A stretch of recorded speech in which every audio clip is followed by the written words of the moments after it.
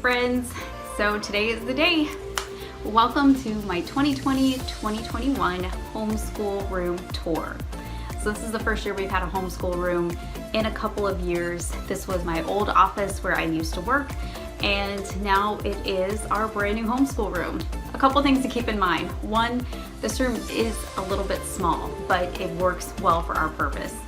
Number two, it's also a very practical room. This is not a Pinterest friendly room. This is a room that I am designing for functionality much more than for looks or for Pinterest pictures. This is not a Pinterest happy type of homeschool room, and I like it that way. So without further ado, I will turn you guys around and I will show you everything that's in my room. So when you first come in, this is what the room looks like, so I will just kind of pan around real slow here.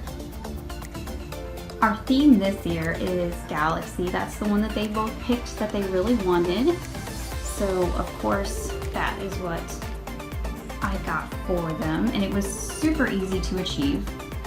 So the door is here. So when you first come in, we have my large shelf. And this shelf is actually about 45 inches in length, and my husband built it for me. And I know the brackets are actually for a closet, but with everything going on right now with the pandemic, that was the only brackets that were available. So we got those and we've just stuck our yardstick right on top. I put all of our picture books up there, and puzzle books and things like that, things that we don't use too often because my kids are getting older, but I do still like to have some picture books up there as well. And of course our globe, because I can never find a place for that daggone globe. So when you come down, we have my flare pen collection and my teacher toolbox, which I love, and it's my one pink thing. And then we have our CD player for all of our music that comes into my Father's World curriculum. On the bookshelf is most of my Father's World curriculum. So most of this is all Jacob's stuff, and he has the Abeka Exploring Countries and Cultures combo. And then this is the Exploration to 1850 collection for my oldest. And then down here are just reading books that they like to read. So there's a lot of the Who Was books and the Boxcar Children, things like that. And then here is my large printer. I love this printer, and having a good printer is one of the things that I think is really beneficial when you are a homeschool family. So I print out all kinds of things on here, and I also make all my copies and things here. And then my broken filing cabinet actually houses all of our extra school supplies for the My Father's World curriculum. Moving on is the large world map that comes with the Exploring Countries and Cultures curriculum, and it is a large map. I think this is the largest one I've ever had. So it takes up this entire area, and it's right beside his desk, so that it worked out really great for him. So Jacob's desk, he is in 4th grade, and he has this area here. He wanted a jellyfish, and that is a watercolor jellyfish. He loves sea creatures and anything ocean right now. He loves animals. So he is learning all about that, and he told me he wanted a jellyfish, so we got him a jellyfish.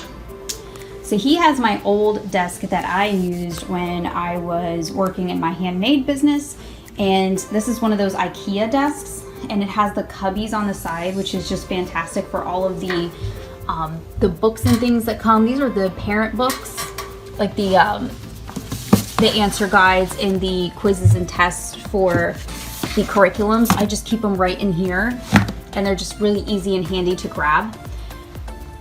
And over here are all my teacher books and things that I need for Abeka and the My Father's World curriculum. So you'll see the Exploring Countries and Cultures, and then the Exploration 1850.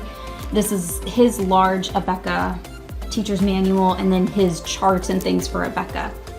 And then on his desk, he has, his little desk lamp, and then he has his main folder here that has all of his things for school. So we're in week 1 right now, so it's not really filled up very much, but this is for the My Father's World Exploring Countries and Cultures curriculum. And then they each have one of these buckets, and it's one of those just magazine holders. I got it at Target in the dollar spot several years ago, and it houses all of his workbooks and things for Abeka and his swimming creatures for Apologia, and he really likes this. So this one is his personal one that he keeps on his desk all the time, so he doesn't have to keep running back and forth and getting up out of his seat. So we have our whiteboard here, which is really helpful. And then Joshua is in 8th grade, and he has the US map here. He has his Exploring Countries and Cultures timeline, or I'm sorry, Exploration 1850 timeline. And he puts a new person on that timeline throughout the year, all the explorers and things. So right now we have Leif Erikson and Columbus, and then the line will probably end up going across here on this wall as well at some point during the year.